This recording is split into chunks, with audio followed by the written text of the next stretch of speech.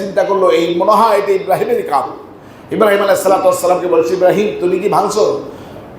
আশ্চর্য, আমাকে জিজ্ঞেস করুন কেন? আপনাদের যাকে পূজা করেন, যারা আপনার জীবন সব উৎসর্গ করে দেন, যার কাছে আপনি ভালো মন্দ সব কিছুই যার কাছে ব্যক্ত করেন, তাকে জিজ্ঞেস করতে পারেন না?